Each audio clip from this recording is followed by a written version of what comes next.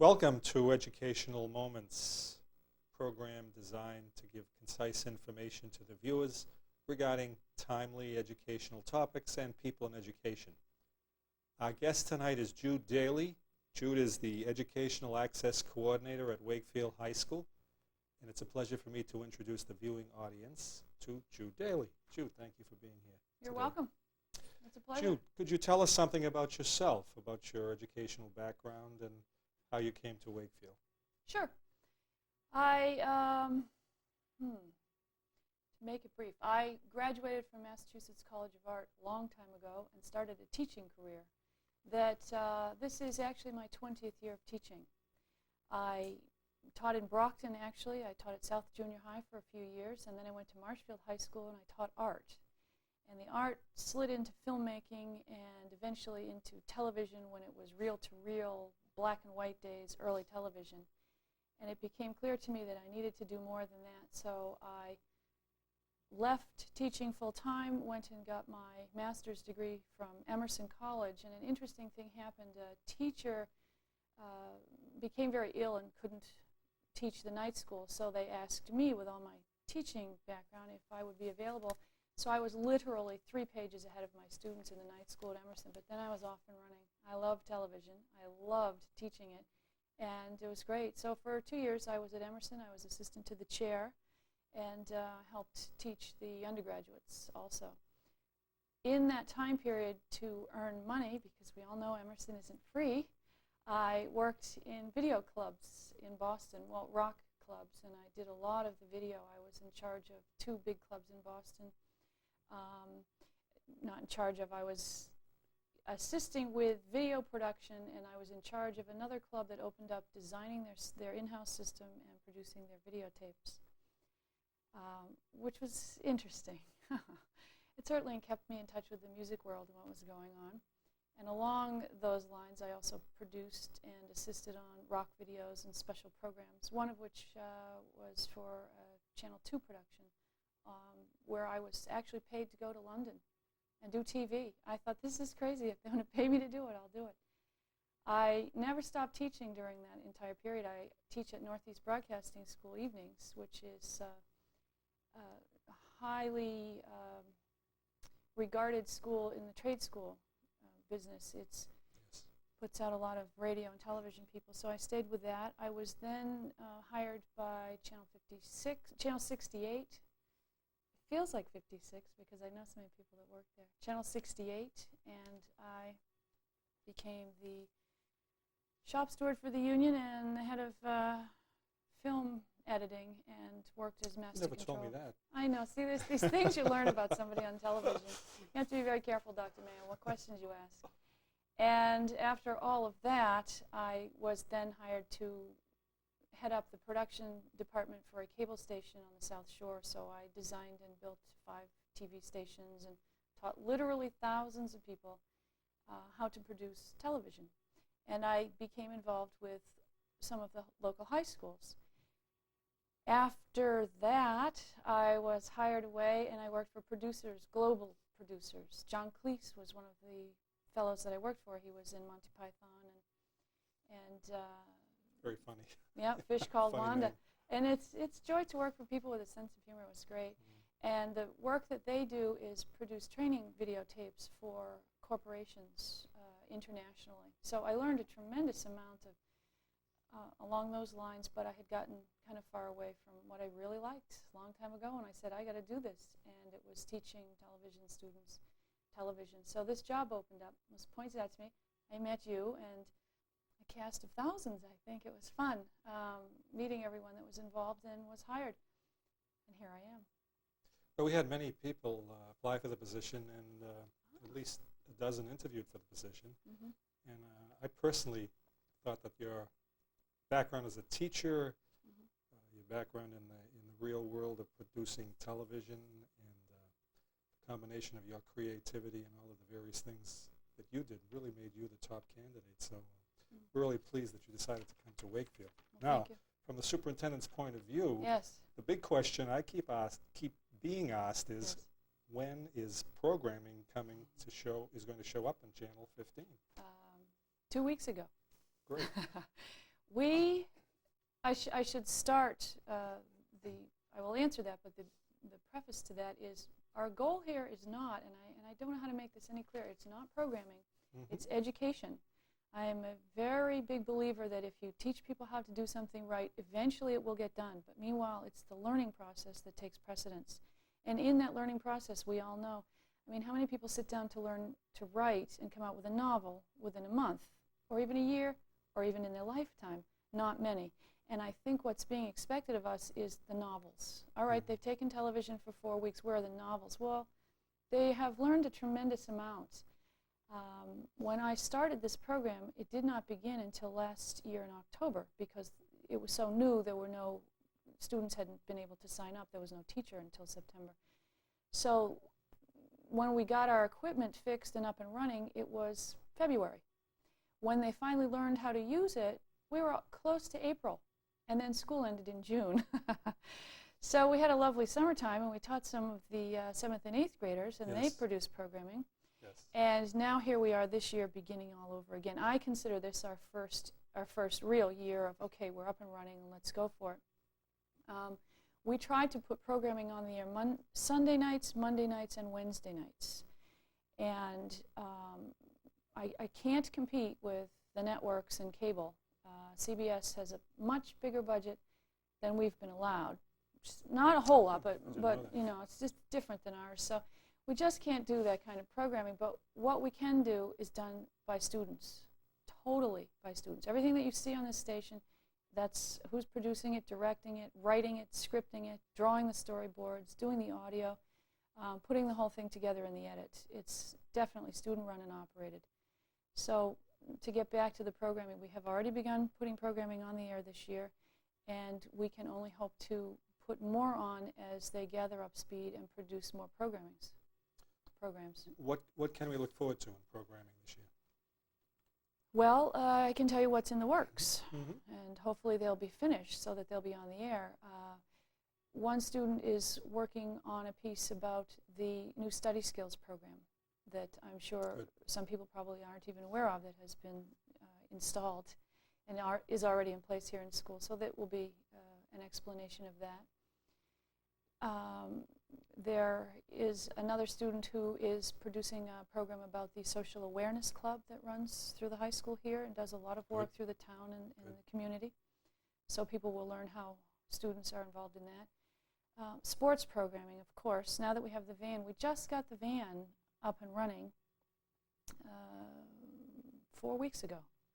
And already we've done field hockey, soccer, football. We did Is that the 1992 Chevy Blazer? No, this is an old bread truck that has a lot of nice lights inside. And somebody said, well, gee, all the lights work. It looks good. The lights do work, and we're getting the cameras repaired again for this Friday's football game, so hopefully that will be on. I might also say we also shot a swim meet, which we're putting together, and that should be on the air too. And we're looking forward to gymnastics, basketball, wrestling, et cetera, on throughout the seasons, now that we have the capability to do that. So you'll be balancing educational programs with athletic programs Very as much much as so. possible. You see, the van shoots are kind of, we almost call it guerrilla TV. Roll in the van, put out the cameras, and hit play record, and it's done.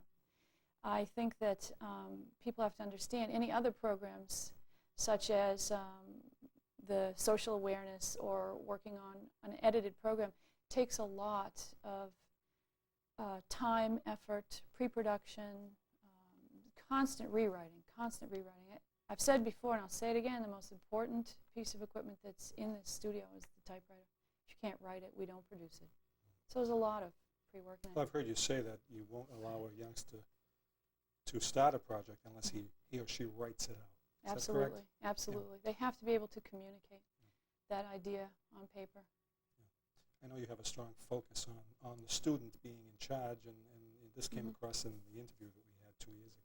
Oh yes, if you want me to produce programming, I could do that, and it'd be done, and that'd be no problem, and it would happen rather frequently, but I'm sure that's not why I was hired. I know I was hired to teach them what I know. So I was hired for what I know, not Them what I being do. the students. Now, what type of students enroll in your courses here? I have a great cross-section. I have students that are 1 foot from being out the door permanently for a lot of bad reasons. And then I have other students who are pretty close to being in the National Honor Society. But I don't think I have one who actually is. I've never really asked. It's not something that we concentrate on because it's a real level playing field in television. There are so many different facets that everybody finds their own niche. Those who research do that well. Those who produce do that well. Those who only want to do camera or learn about computers do that well. And everybody works as a team. Everybody works as a group. So the kind of students that I get are people who eventually understand that teamwork and group effort is what will help them to succeed. Well, maybe one of your goals could be to have one of your students get into the Honor Society. Along with everything else, sure. How do you involve the teachers? I am constantly asking the teachers to come on down and just watch, play, learn. Yes. I've given a Yes. workshop recently that I've been told was very successful. You know, when you're doing something, you I can't heard tell. very good things about it. Did you? This was Okay. October 28th when the Yes. students had no school. Yes, and the teachers did. The teachers did. And how many teachers were involved? I had about 25 people. Good. Who just from the high school. All right. There were a lot of workshops going on that day, so I was lucky, I thought, to get 25 people. And I explained to them basically the function of the television department within the system and what it means to them. Now, some of those took that as information good. Now I know why my students need extra time away from class or what I can ask my students to do or not to do. And they also understand what we can do down here. Again, the ABC, CBS thing, they realized, well, maybe we aren't quite at that level, but that there are a lot of opportunities that they have been missing in the last year and a half that I've been here that now they perhaps won't. And I have, in fact, started working with 4 teachers now on special projects within their class. Great. I heard one of them speaking about it last night, as a matter of fact. So don't give it away, though, because it will be on Channel No. 15 in the future. I will say it was social studies, though. Okay. I'll give that hint out. All right. Okay. Accessing your bulletin board. Now, how may we have messages placed in your bulletin board? All right. The video programs are on Sunday, Monday, and Wednesday. The electronic bulletin board should and normally is on all the other days, with Okay. one exception, Tuesdays when the school committee meets, because we share a piece of equipment in common, so we have to go off the air so they can go on. Okay. To access that bulletin board, write a note, call me here at the high school. I must say, though, the information on our bulletin board is only educationally oriented. Right. There's another bulletin board in town that's run by the public access, and that's for all other things. Anything that has to do with anything at all with the schools should come to us and go onto our bulletin board. And within 2 days, it will be on and running 24 hours a day. We've had a little problem recently with our computers. Not a problem. We've taken them down to upgrade them. So we did have to go off the air for a week. But we're on now. You're on now? Well, that's how they're All watching us. Good as they're upgraded? Good. Yes, everything's fine now. Now, you mentioned you had 25 high school teachers in this workshop. Yes. How may we involve the other schools? Oh, yes, of course. Well, last year I gave information to all the principals at all the schools telling them to get in touch with me. I also went and spoke at the junior high to a lot of teachers who were interested. And this year, in the first teacher's newsletter that went out, I offered a special workshop, a 6-day workshop after school for a couple of hours, so that any teacher who's interested in learning more about television, even just for home use or for an understanding so that they'll know what their students know. I want to involve anybody and everybody. So I offered that system-wide. So far I've had 5 responses. I need at least 7 to 10 to run the class. So I'm waiting. It takes people a while to get their lives together and organize. There's so much to do. Do you find that teachers, as many adults, might be a little anxious about trying the new technology? Oh, they're scared to death. Yes. Absolutely terrified. And I don't blame them, and they should be. Because if they're not, they'll have no respect for it. And it's the first thing that I teach here. The minute you walk in this room, respect is so important for others in your group, equipment that you're using, and equipment that someone's going to have to use right after you're finished with it. So you can't break it and walk away, oh well. Respect is very important, so it comes from that fear. And then I do that Toto thing, you know, I pull the curtain back and there's no wizard, it's just a guy standing there. And I demystify television real easily. I don't teach English very well, but I do very well in television. You were telling me the number of students, number of seniors last year who did move on to college and major in a television-related courses. And that's changed since I saw you. I graduated 4 seniors last year. Yes. 3 have gone on into communications of one form or another in colleges. The 4th one finished up what credits he was lacking over the summer and recently has come to me for a recommendation. He also is going into a communications-related field in college. So 100% of my graduating seniors are now working in Can't do better than that, and that certainly is a reflection I know. of, I think, your enthusiasm, Yes. I'm sure. Oh, I think so. What do you see in the future for education here in Northfield? Well, I'd like to see, as I have said, more teachers involved. I'd like to see television in all classrooms. And there are ways of getting televisions in those classrooms. And the cable company is very open and very receptive to any ideas that we may have of incorporating television into teaching.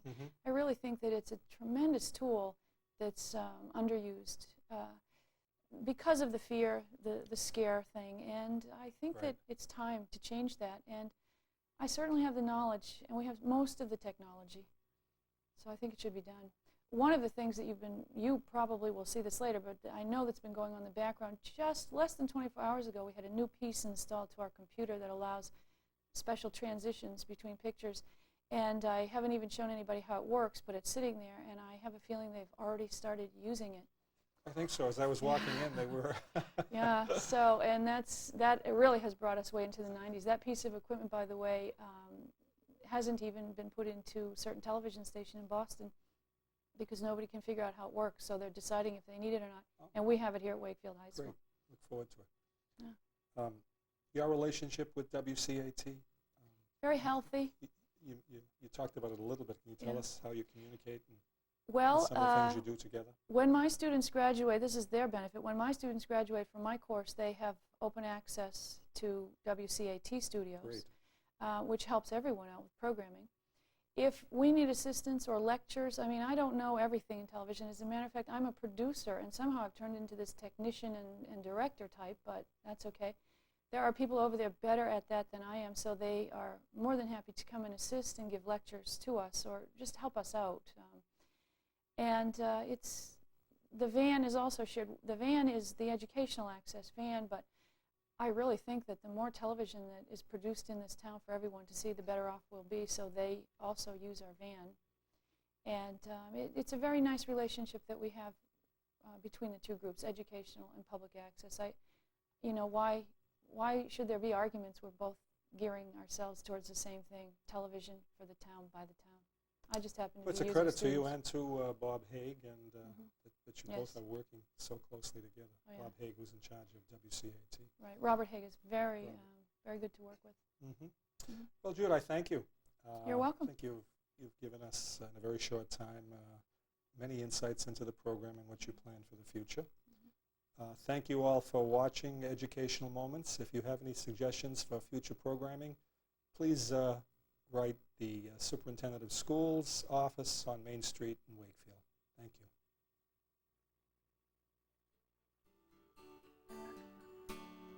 Travis McGee still in Cedar Key.